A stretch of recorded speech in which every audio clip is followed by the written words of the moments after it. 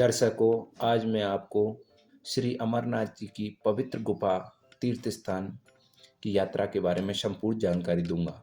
यह दक्षिण कश्मीर हिमालय के पहाड़ों से होते हुए श्री अमरनाथ जी की पवित्र गुफा तीर्थ तक यात्रा को ग्रीष्म ऋण देने के लिए गर्मियों के महीनों में उपलब्ध कराया जाता है।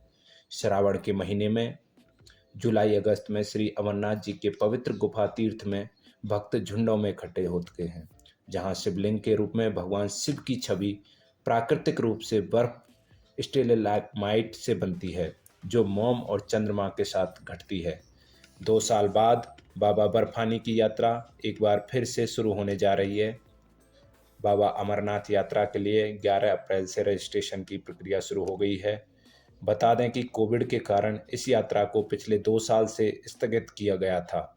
यह यात्रा 43 दिनों की होती है, यानी कि 30 जून 2022 को यह यात्रा शुरू होगी और 11 अगस्त तक जारी रहेगी।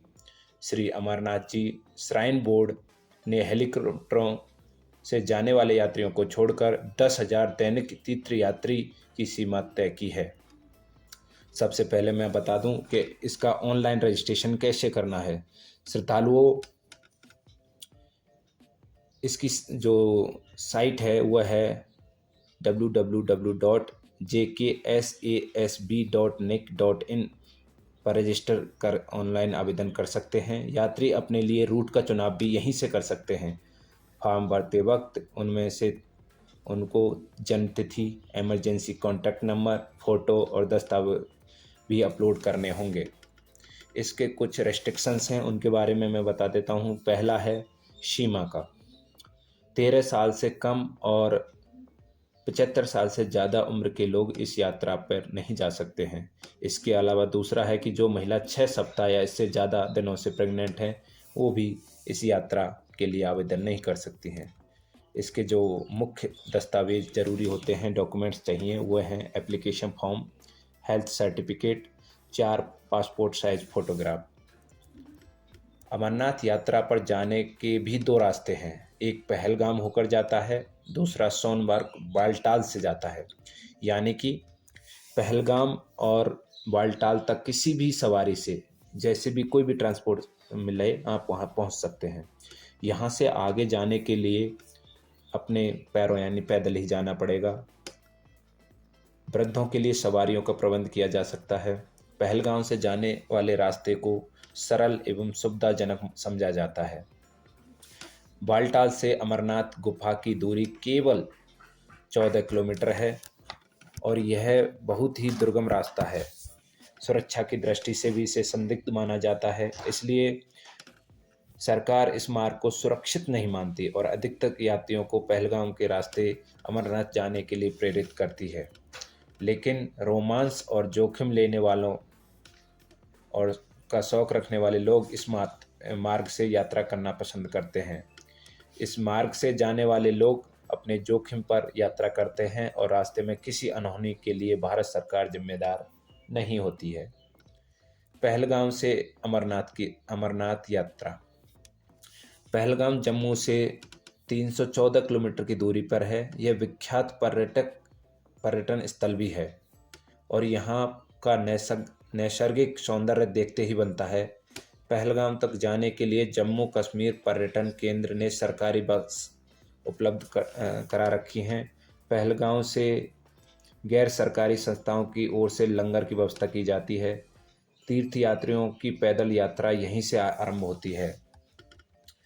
पहलगाम के बाद पहला पड़ाव चंदनवाड़ी है, जो पहलगाम से 8 किलोमीटर की दूरी पर है। पहली रात यात्री यहीं बिताते हैं। यहाँ रात्रि निवास के लिए कैंप लगाए जाते हैं। इसके ठीक दूसरे दिन पिस्सू घाटी की चढ़ाई शुरू होती है। कहा जाता है कि पिस्सू घाटी पर देवताओं और राक्षसों के बीच घमासान लड़ाई हुई, जिसमें राक्षसों की हार हुई। लिद्दर नदी के किनारे किनारे पहले चरण की यह यात्रा ज़्यादा कठिन नहीं है। चंदनवाड़ी से आगे इसी नदी पर बर्फ का यह पुल सलामत रहता है। चंदनवाड़ी से 14 किलोमीटर दूर शेषनाग में अगला पड़ाव है। यह मार्ग खड़ी चढ़ाई वाला और ख़तरनाक है। यहीं पर पिस्सू घाटी के दर्शन होते हैं। अमरनाथ यात्रा में पिस्सू घाटी काफ़ी जोखिम भरा स्थल है। पिस्सू घाटी समुद्र तल से 11,120 फुट की ऊंचाई पर है। यात्री शेषनाग पहुंचकर ताजा दम होते हैं। यहाँ पर्वतमालाओं के बीच नीले पानी की खूबसूरत झील है। इस झील में झांककर यह भ्रम हो उठता है कि कहीं आसमान तो इस झील में नहीं उतर आया। यह झील करीब 1.5 किलोमीटर लंबाई में फैली है। कहने वालों के मुताबिक शेषनाग झील में शेषनाग का वास है और 24 घंटों के अंदर शेषनाग एक बार झील के बाहर दर्शन देते हैं। लेकिन यह दर्शन खुश नसीबों को ही नसीब होते हैं। तीर्थ यात्री यहाँ यात्री निवास करते हैं और यहीं से तीसरे दिन की यात्रा शुरू करते हैं। शेषनाग से पंचतरणी 8 मील के फासले पर है। मार्ग में बैबेल टॉप और महागुणाश दर्रे को पार करना पड़ता है, जिनकी समुद्र तल से ऊंचाई क्रमशः 13,500 फुट और 14,500 फीट है। महागुणाश चोटी से पंचतरणी तक का सारा रास्ता उतराई का है। यहाँ 5 छोटी छोटी सरिताएं बहने के कारण इस स्थल का नाम पंचतरणी पड़ा है। यह स्थान चारों तरफ से पहाड़ियों की ऊंची ऊंची चोटियों से ढका है। ऊंचाई की वजह से ठंड भी ज़्यादा होती है। ऑक्सीजन की कमी की वजह से तीर्थयात्रियों को यहाँ सुरक्षा के इंतजाम करने पड़ते हैं। अमरनाथ की गुफा यहाँ से केवल 8 किलोमीटर दूर रह जाती है और रास्ते में बर्फ ही बर्फ जमी रहती है। इस दिन गुफा के नज़दीक पहुंचकर पड़ाव डाल रात बिता सकते हैं और दूसरे दिन सुबह पूजा अर्चना कर पंचतरणी लौटा जा सकता है। कुछ यात्री शाम तक शेषनाग तक वापस पहुंच जाते हैं। यह रास्ता काफ़ी कठिन है, लेकिन अमरनाथ की पवित्र गुफा में पहुंचते ही सफ़र की सारी थकान पल भर में छूमंतर हो जाती है और अद्भुत आत्मिक आनंद की अनुभूति होती है। बालटाल से अमरनाथ जो दूसरा रास्ता है उसके बारे में अभी जानकारी देते हैं। जम्मू से बालटाल की दूरी 500 किलोमीटर है। जम्मू से उधमपुर के रास्ते बालटाल के लिए जम्मू कश्मीर पर्यटन स्वागत